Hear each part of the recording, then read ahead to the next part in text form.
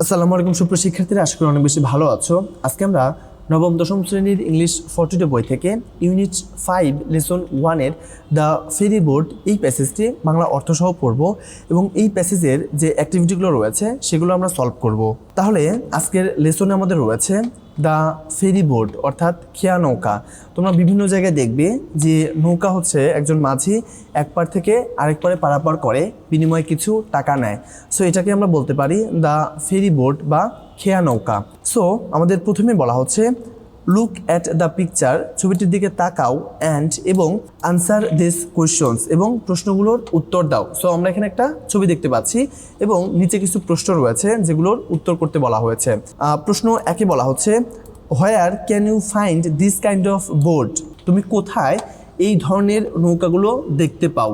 So আমরা এটার উত্তরে বলতে পারি we can find this kind of boat in rivers, আমরা এই ধরনের বোট নৌকাতে দেখতে পাই, স্পেশালি ইন রুরাল এরিয়াস, বিশেষ করে গ্রামাঞ্চলে। ঠিক আছে।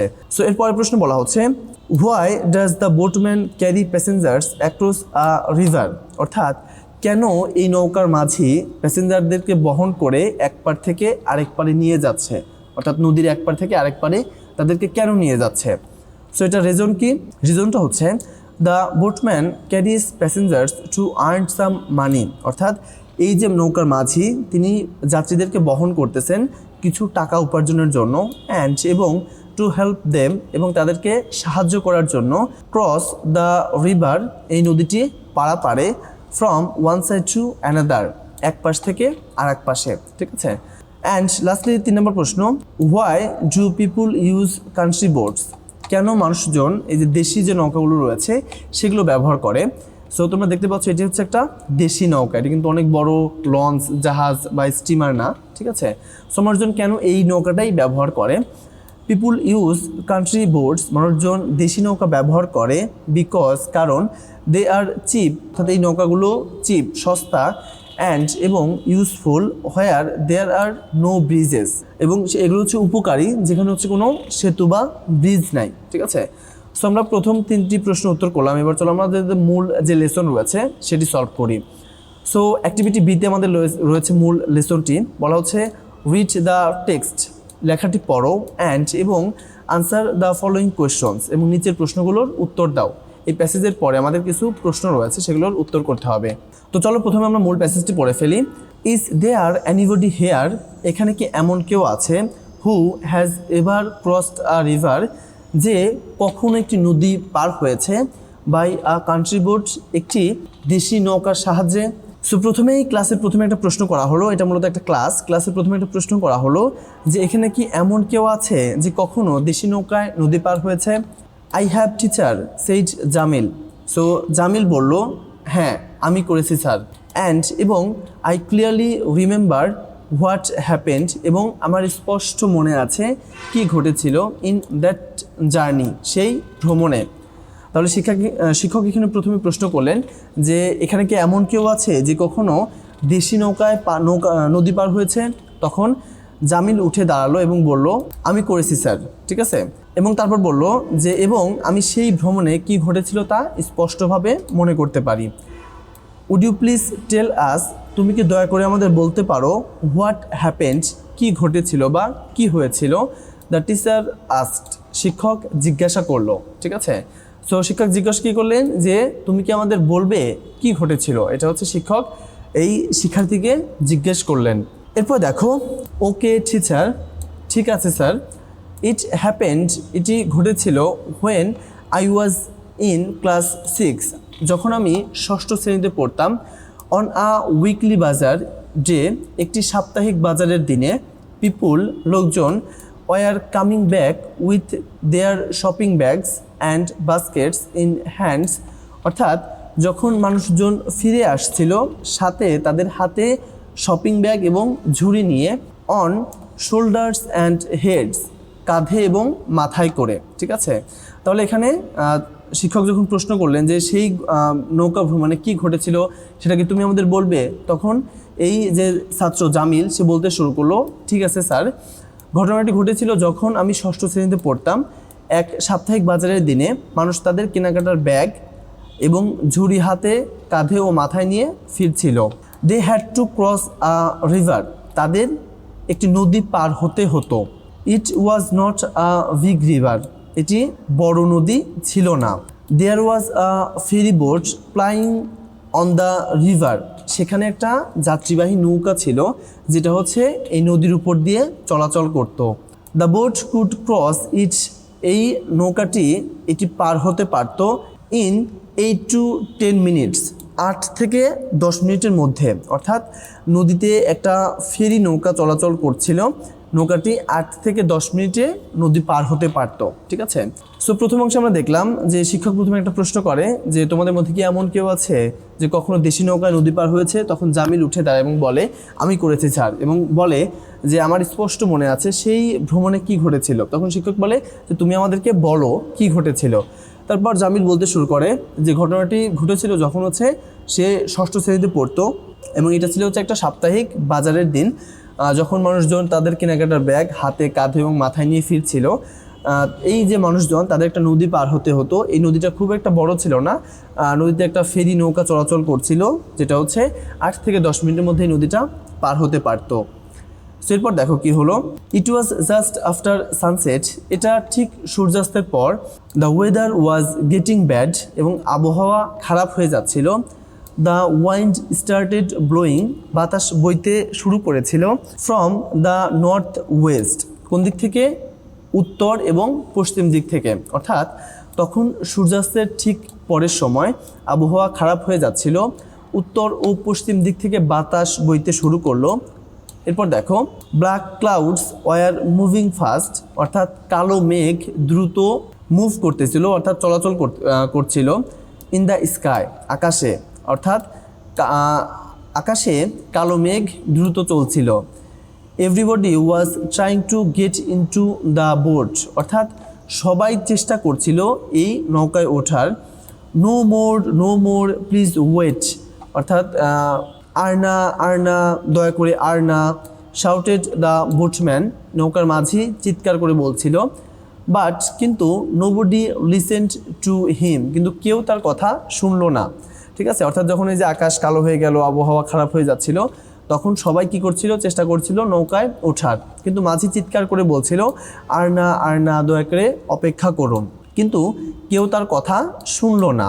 What happened then, Jamil asked Rumi, তো রুমি এবার জিজ্ঞাসা করলো এরপর কি হয়েছিল। Jamil, with too many people on board, নৌকার ভেতরে অনেক মানুষজন থাকার কারণে।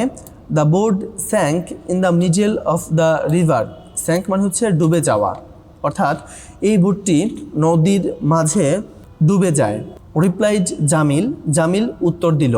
ওহ no, what happened then, asked the teacher, এবার শিক্ষক জিজ্ঞেস করলো ওহ নো, তারপর কি হয়েছিল। There were no casualties by the grace of almighty Allah, অর্থাৎ আল্লাহ তাআলার অশেষ কৃপায় সেখানে কোনো হতাহত হয়নি। তো এখানে এসে আমরা দেখলাম যে যখন হচ্ছে এই জামিল বলল যে এই বোটম্যান নৌকার মাঝি সে চিৎকার করছিল দয়া করে আর কেউ উঠবেন না, কিন্তু কেউ তার কথা শুনছিল না। এরপর হচ্ছে রুমি তাকে প্রশ্ন করলো যে তারপর কি হয়েছিল জামিল। তারপর জামিল বলে যে নৌকায় অনেক মানুষ থাকার কারণে সেখানে কি হয়েছিল, নৌকাটি নদীর মাঝখানে ডুবে যায়। জামিল এটা বলে। তারপর শিক্ষক বলেন যে ওহ নো, তারপর কি হলো জামিল। তারপর জামিল বলে যে সর্বশক্তিমান আল্লাহর কৃপায় কোনো হতাহত হয়নি। All the passengers swamp to the other side, অর্থাৎ সব যাত্রী সাঁতরে অন্য পারে পৌঁছায়। বাট সাম অফ দেম, কিন্তু তাদের কিছু সংখ্যক লস্ট দ্য স্টাফ, জিনিসপত্র হারিয়ে ফেলে। They were carrying such as, যা তারা বহন করছিল, সাস অ্যাজ যেমন অয়েল তেল, সল্ট লবণ, অ্যান্ড মিল্ক এবং দুধ। সেইড জামিল বলল। তাহলে এখানে কোনো হতাহত হয়নি, কিন্তু তাদের মধ্যে কিছু লোক তাদের যে বহন করা জিনিসপত্র যেমন তেল লবণ দুধ এগুলো হারিয়ে ফেলে। সো এরপর চলো দেখি কি হলো। Were you on the board asked the teacher জিজ্ঞাসা করলো যে তুমি কি নৌকায় ছিলে। নো টিচার, না শিক্ষক। সিইং দ্য বোর্ড ওভারক্রাউডেড, এই নৌকায় অতিরিক্ত ভিড় দেখে। I waited for the next board, আমি পরের বোর্ডের জন্য, পরের নৌকার জন্য অপেক্ষা করেছিলাম। রিপ্লাইড জামিল, জামিল উত্তর দেয়। You did the right thing Jamil, তুমি ঠিক কাজ করেছো জামিল। সো এখানে এসে আমরা দেখলাম যে শিক্ষক এই জামিলকে প্রশ্ন করে যে তুমি কি এই নৌকায় ছিলে, কিন্তু শিক্ষক তখন জামিল উত্তর দেয় না স্যার, নৌকাটি অতিরিক্ত ভিড় দেখে আমি পরের নৌকার জন্য অপেক্ষা করেছিলাম। এরপর শিক্ষক বলে যে তুমি ঠিক কাজ করেছো।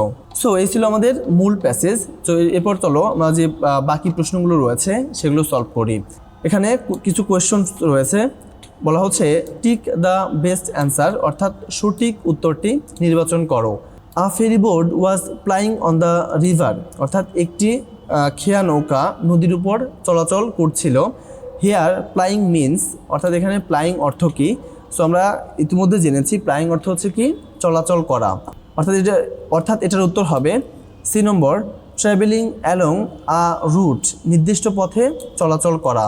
সো 2 নম্বর প্রশ্ন দেখো, why was everybody trying to get into the boat, কেন সবাই নৌকায় ওঠার চেষ্টা করছিল? বিকজ, কারণটা কি? কারণটা হচ্ছে ডি নম্বর, it was going to be a dark and stormy evening, কারণ এই সন্ধ্যায় একটা অন্ধকার এবং ঝড় হতে যাচ্ছিল। সো 3 নম্বর প্রশ্নে রয়েছে the boatman requested the people to wait, এই যে নৌকার মাঝি সে লোকজনকে অপেক্ষা করতে বলেছিল। বিকজ, কারণ the boat had already too many people, অর্থাৎ এই নৌকায় ইতিমধ্যে অনেক মানুষ ছিল। 4 নম্বর প্রশ্ন, with too many people on board, অর্থাৎ এই নৌকায় অনেক মানুষ উঠেছিল বা চড়েছিল। দ্য বোট স্যাঙ্ক, এরপর হচ্ছে নৌকা ডুবে যায়। Here the phrase on board means, অর্থাৎ এই যে কথাটি অন বোর্ড এটার অর্থ কী? সো অন বোর্ড হবে হচ্ছে অন দ্য বোট, নৌকার উপরে বা ভেতরে থাকা। দেয়ার ওয়ার নো ক্যাজুয়ালিটিস, সেখানে কোনো মৃত্যু বা হতাহতের ঘটনা ঘটেনি। The statements tells us that, এই বাক্যটি আমাদের বোঝায় যে নোবডি ডাইড, অর্থাৎ কেউ মারা যায়নি। সো এখানে আরও একটা উত্তর হতে পারে, সম্ভাব্য উত্তর, নোবডি অ্যাকসেপ্টেড দেয়ার ফেট, কেউই তাদের দুর্ভাগ্যে বা তাদের ভাগ্যে উপনীত হয়নি। সো এটাও হতে পারে, বাট মোস্ট প্রবাবলি সবচেয়ে কারেক্ট অ্যান্সার হচ্ছে নোবডি ডাইড, কেউ মারা যায়নি। এরপরে দেখো, দ্য বোট ওয়াজ ওভারক্রাউডেড, এই নৌকাটিতে অনেক ভিড় ছিল। হেয়ার ওভারক্রাউডেড মিনস, এখানে অতিরিক্ত ভিড়ের অর্থ কী?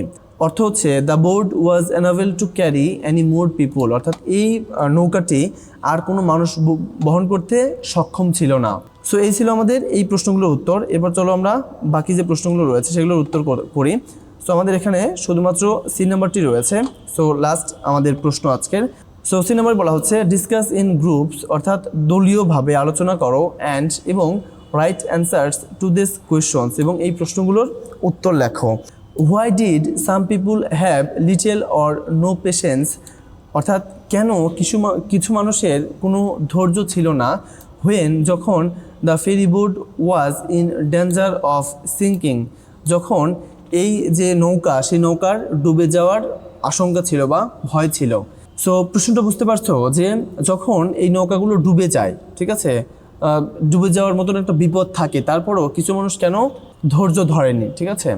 সো এটার উত্তর হবে বিকজ, কারণ they were in a hurry to go home, কারণ তাদের দ্রুত বাড়ি যাওয়ার তাড়া ছিল। অ্যান্ড এবং were afraid of the bad weather, এবং তারা খারাপ আবহাওয়ার ভয় পাচ্ছিল। They did not think about safety, তারা নিরাপত্তার কথা ভাবেনি, অর্থাৎ তারা শুধুমাত্র চাচ্ছিল দ্রুত বাড়িতে যেতে, কারণ আবহাওয়া খারাপ হচ্ছিল। এবং এই যে নদীর মধ্যে এতগুলো মানুষ একটা নৌকায় গেলেও যে নৌকাটা ডুবে যেতে পারে সেই ভয় তারা করেনি, অর্থাৎ তারা নিরাপত্তার চিন্তা করেনি। সো 2 নম্বর প্রশ্ন বলা হচ্ছে no more please wait, who said this, অর্থাৎ আর না দয়া করে অপেক্ষা করুন, এটা কে বলেছিল। এক্সপ্লেইন ইন 2 to 3 সেন্টেন্সেস, অর্থাৎ এটাকে 2 থেকে 3 বাক্যে ব্যাখ্যা করো। সেটার উত্তর হবে দ্য বোটম্যান সেইড দিস, অর্থাৎ নৌকার মাঝি এটা বলে। হি ওয়ান্ট দ্য প্যাসেঞ্জার্স, সে যাত্রীদেরকে সতর্ক করেছিল। বিকজ, কারণ the boat was already overcrowded, অর্থাৎ এই নৌকাটি ইতিমধ্যে হচ্ছে অনেক ভিড় জমে গিয়েছিল। হি ওয়ান্টেড দেম, সে তাদেরকে চেয়েছিল টু ওয়েট ফর সেফটি, তাদের নিরাপত্তার জন্য অপেক্ষা করতে। সো 3 নম্বর প্রশ্ন বলা হচ্ছে আনসার দ্য কোয়েশ্চনস বিলো, নিচের প্রশ্নগুলোর উত্তর দাও। তো এখানে আমাদের এ নম্বর প্রশ্নে বলা হচ্ছে, if we have too many passengers at a bus or train station, যদি আমরা দেখতে পাই যে অনেক মানুষজন অর্থাৎ অনেক যাত্রী একটা বাসে অথবা ট্রেনে রয়েছে, হোয়াট মে হ্যাপেন, কি ঘটতে পারে, ঠিক আছে। অর্থাৎ আমরা যদি দেখি যে একটা ট্রেন স্টেশনে অথবা একটা বাস স্টেশনে অনেক অনেক যাত্রী জড়ো হয়েছে, তো সেখানে কি হতে পারে। দেয়ার মে বি ওভারক্রাউডিং অ্যান্ড কাওস, সেখানে কি হতে পারে, অনেক ভিড় হতে পারে এবং বিশৃঙ্খলা হতে পারে। পিপুল মে পুশ ইচ আদার, মানুষজন একে অপরকে ধাক্কা দিতে পারে। অ্যাক্সিডেন্টস ক্যান হ্যাপেন, দুর্ঘটনা ঘটতে পারে। অ্যান্ড এবং it will be difficult to maintain order, এবং শৃঙ্খলা বজায় রাখা অনেক কঠিন হয়ে যায়। অ্যান্ড লাস্ট প্রশ্ন, if we have too many people in a village, town or city, what will happen, যদি আমরা কোনো একটা গ্রামে, কোনো একটা শহরে বা নগরে অনেক মানুষ দেখি, তাহলে সেখানে কি হতে পারে। দেয়ার উইল বি ওভারক্রাউডিং, সেখানে অনেক ভিড় হবে। শর্টেজ অফ রিসোর্সেস, অর্থাৎ সম্পদের ঘাটতি হবে। ট্রাফিক প্রবলেমস, এবং যে ট্রাফিক সমস্যাটা, যানবাহনের যানজট, সেটা বাড়বে। অ্যান্ড এনভায়রনমেন্টাল পলিউশন, এবং পরিবেশ দূষণ বাড়বে। লাইফ উইল বিকাম ডিফিকাল্ট, জীবনযাপন আরও কঠিন হয়ে যাবে। সো এটাই আমরা এখান থেকে জানলাম। তো প্রিয় শিক্ষার্থীরা, আশা করি ভিডিওটি তোমাদের ভালো লেগেছে। এরপরে তোমরা কোন লেসন দেখতে চাও সেটি অবশ্যই কমেন্ট করে জানাবে। দেখা হবে অন্য একটি ভিডিওতে। সবাই ভালো থাকো এবং আমার চ্যানেলটিকে সাবস্ক্রাইব করতে অবশ্যই ভুলো না। So see you in the next time. আল্লাহ হাফেজ।